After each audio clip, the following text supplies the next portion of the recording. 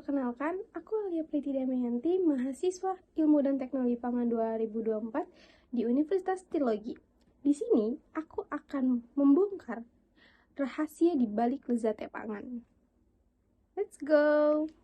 Jadi, pernah nggak kalian baca label di belakang bungkus makanan atau minuman dan nemuin istilah-istilah yang kimia yang sulit diejak? Seperti asam sitrat, MSG, dan mononatrium fosfat yang kedengeran teknis banget.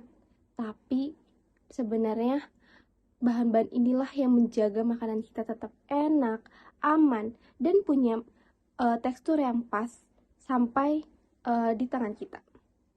Maka dari itu, mari kita bongkar 6 bahan tambahan pangan atau BTP yang paling kita sering konsumsi. Mari! Yang pertama ada zat pengasam yang fungsinya bukan cuma mau buat bikin rasa menjadi kecut atau segar, tetapi juga sebagai pengatur keasaman pH agar mikroba nggak gampang tumbuh. Jadi fungsinya ini sebagai pengawet. Ya, nah jenis-jenis utamanya itu ada 3, yaitu ada asam sitrat. Paling umum digunakan, bersifat korosif dan iritan, namun toksisitasnya sangat rendah yang sudah teruji oleh Adi.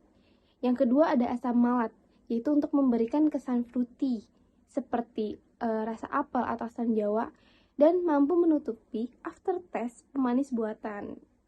Jadi nggak gampang pahit.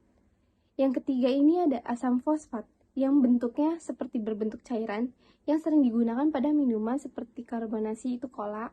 Namun konsumsi yang berlebihan itu bisa beresiko menyebabkan osteoporosis. Kira-kira aman gak sih? Tentu aman, karena penggunaannya itu diatur oleh BPOM.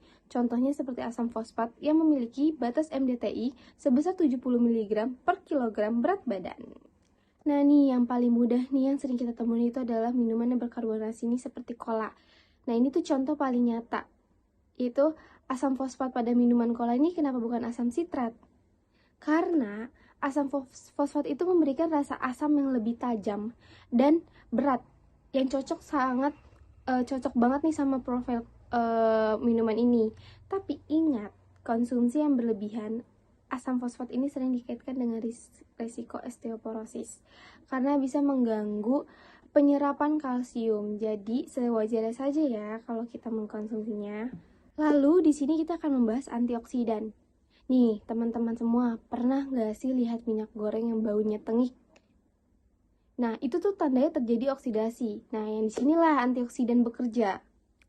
Nah nih, antioksidan itu mereka adalah bodyguard yang mencegah radikal bebas ya untuk merusak lemak dan protein dalam makanan. Nih cara mekanisme oksidasi itu gimana sih? Terdiri dari 3 tahap, yaitu pertama itu ada inisiasi, yaitu pembentukan radikal bebas. Yang kedua ada propagasi, reaksi berantai, dan terminasi itu pembentukan produk stabil. Nah, ini klasifikasinya itu yang berdasarkan sumber. Yang pertama berdasarkan sumber itu berdasarkan alami. Yang alami itu dari tanaman seperti vitamin E atau C. Dan yang kedua itu ada sintetik nih.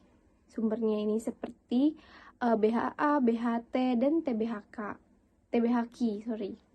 Nah, kalau cara berdasarkan kerja itu, yang pertama ada primer, yaitu mencegah radikal baru. Yang kedua itu ada sekunder, tugasnya untuk menangkap radikal, dan tersier itu memperbaiki kerusakan sel.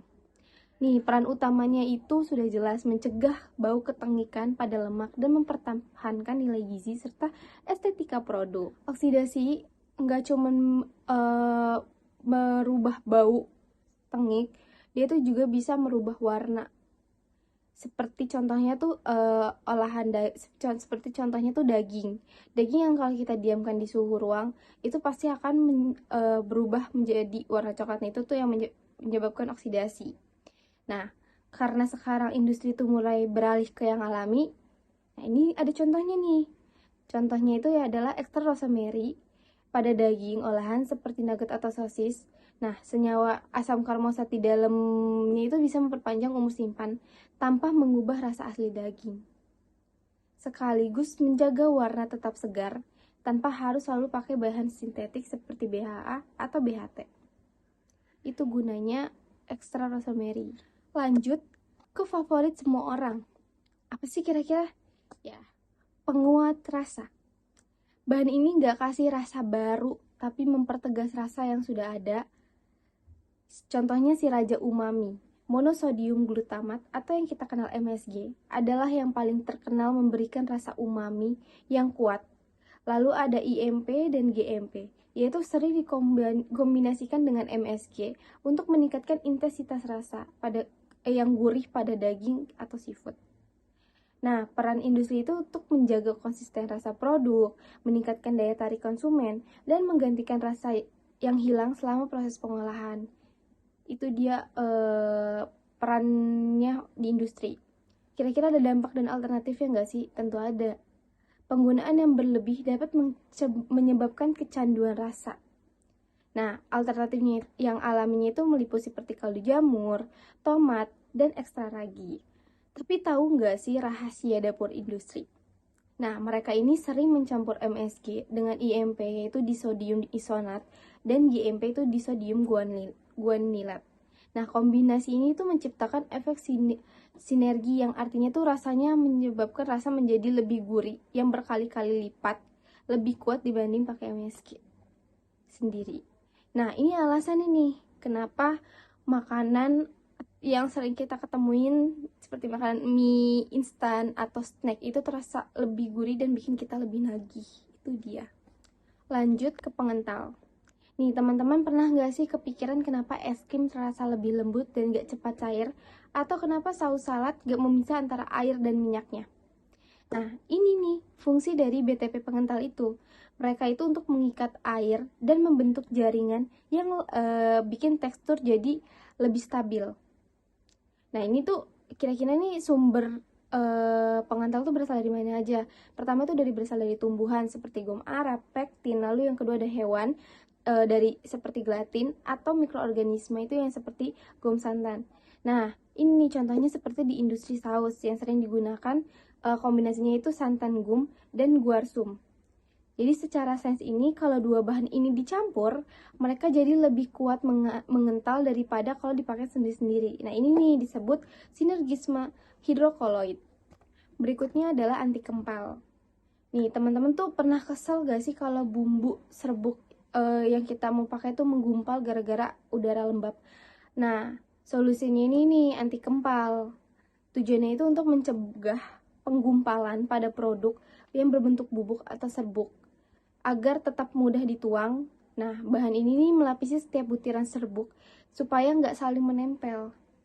Seperti tadi nih, faktor yang disebabkan oleh kelembapan yang tinggi, tekanan saat pengemasan, atau ukuran partikel yang sangat kecil. Gimana sih cara kerjanya itu? Pertama ada penyerapan.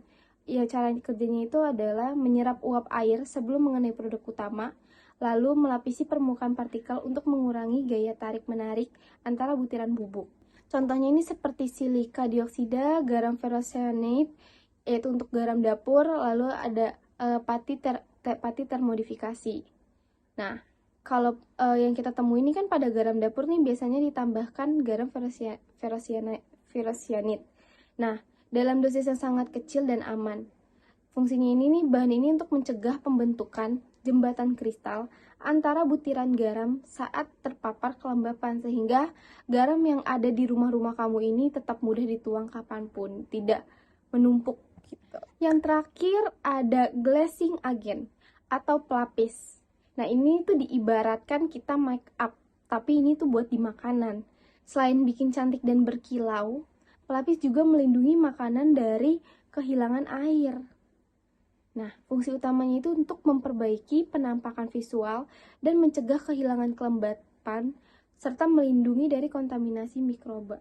Cara pengaplikasiannya itu digunakan pada daging olahan untuk menjaga kesegaran, serta pada produk roti dan pastry agar tidak cepat basi dan tetap memiliki tekstur yang baik.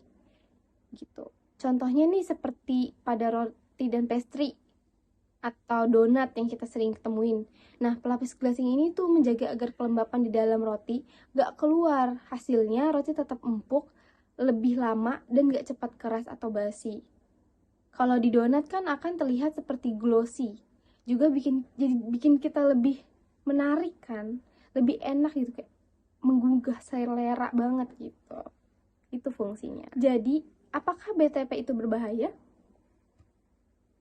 selama digunakan sesuai dosis yang ditetapkan BPOM dan Codex Alimentarius.